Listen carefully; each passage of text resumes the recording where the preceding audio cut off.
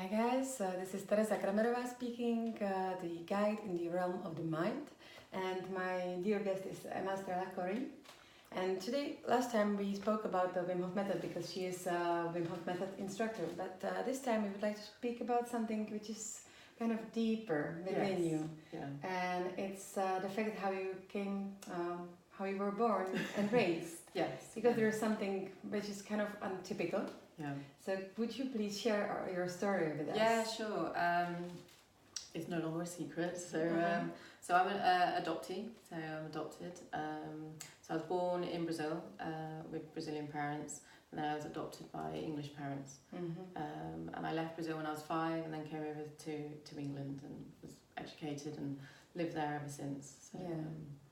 So yes, and I think since discovering the Wim Hof method with the breathing technique especially, was a real sort of eye-opener of my feelings that got suppressed over the years, which is quite natural. You know, I appreciate I needed to have a mask or a warrior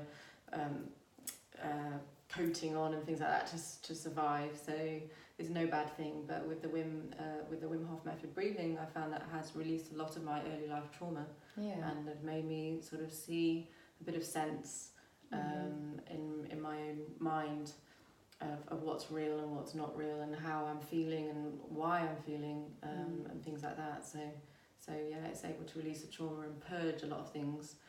Like the best way I can describe it is like a paperweight with the snow. And you just shake that and it lands and it settles in a different way. And the settling in a different way has given me a lot of clarity. And a lot of peace.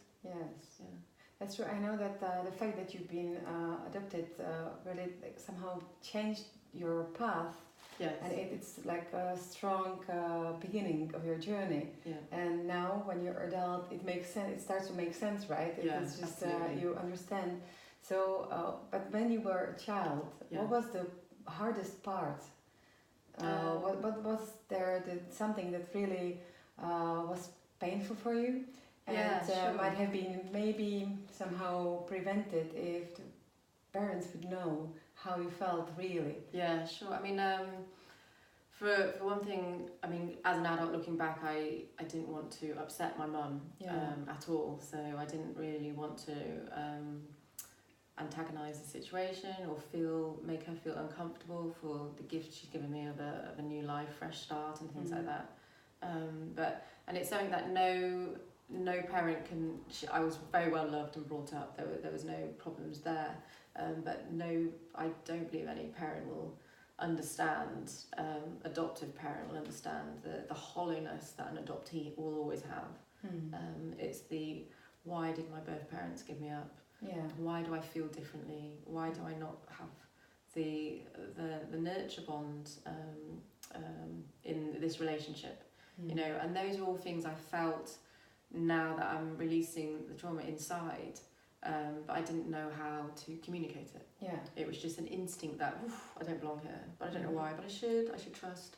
This is all I know. I'm going crazy, or I'm feeling very empty and hollow. But I do believe when you were born and then you're put into a different environment, you're in that fight or flight state and adrenal overload and everything like that, but you don't know why, and you don't trust the person that you're with, but on an instinctive level, not on a loving, caring level as a human interaction and connection, but instinctively like, this doesn't feel right, it's not what I'm used to, considering all you're used to in the womb. So and that's been a big part of my process in the last year, trying to just like, it's okay, I can trust me now as an adult. I don't need to keep reliving those fears as a child, even though I didn't know what I was feeling. So what were the actual steps that you needed to do to make peace within yourself? To believe that you're enough, really, is perhaps a cliche, but pretty hard to practice, right? Totally. And that you're worthy to be here is another thing, because you kind of feel a bit knocked sideways. You feel different. Well, I felt different physically because a Brazilian living in England is I don't look like the typical English person, so I felt the physical difference, but also inside I felt like my veins were like passion, fire, and I was being brought up like the English rose. So I think in society's eyes, I also had to conform, and I felt a little bit of rebellion from that, and a lack of. I felt I wasn't understood. Yeah. When maybe my approach perhaps wasn't the best way, looking back at it now, but that's all I knew. Yeah. So yeah, I just it's strange because I said I think my mum showed me understanding, but I from the reflection that I was giving, but if I was true to myself, she really wouldn't know what was in my mind and what made me tick. Yeah. I wasn't sure what made me tick then either. Yeah. And what was then the pivoting point when you somehow realize, okay, I need to honor myself or give the value to myself, not to be waiting that it would come from the outer world and from our biological parents that are non-existent. Yeah, exactly. So what made you do this click that changed your approach totally and your feeling? Yeah, sure. It was, I suppose, what changed inside me? I suppose it was coming because it was a lot of suppressed anger, actually, which is the mask of fear. So I became, I'm quite a placid person in life, and I lead my life, but inside I was angry, and I didn't know it. And to whom? Like what? I suppose my inner child was angry for not being heard. Yeah. And as an adult, I was like, calm down, and that's why I feel that my system, my digestive system, suffered. Because I believe it was emotional, so and I believe certain parts of your digestive system is emotional. So if I had a gallbladder, it was inflamed, and I know now it's attached to anger. Yeah, it is. But at the time, or it could be my lifestyle as well. I was Western society drinking, binge drinking. That was a big thing in the time. So yes, I think they were all contributions to my gallbladder being taken out. But I didn't realise I was angry, so I was very disconnected to my body. And I think with the Wim Hof method, it connects the mind and the body, and that was like a massive channel to purge out all these feelings and raw emotions and stuff like that, and it allowed me to start to listen to my body. Yeah. And so by doing that, I was able to piece together, why am I feeling this? Why am I feeling vulnerable? Why? And I was connecting it back to my past, and images and things that were coming up were how I felt in my early years. Finally, it was able to come out of this big cauldron of suppression and mud and sediment going no, and then down there is this little lava which is still very, very much alive and just couldn't get out. And how did you manage to release these emotions, the anger? Was it like really physical or?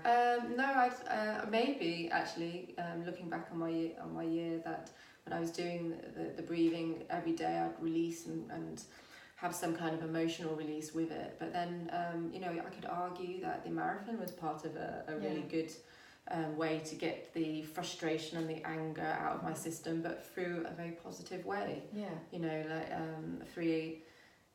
5 hours to 10 hours of running from the ultra and being able to run, I can do this, mental focus was just a really good release of get it out of you. So you use this energy in a positive way, like an engine for you to run.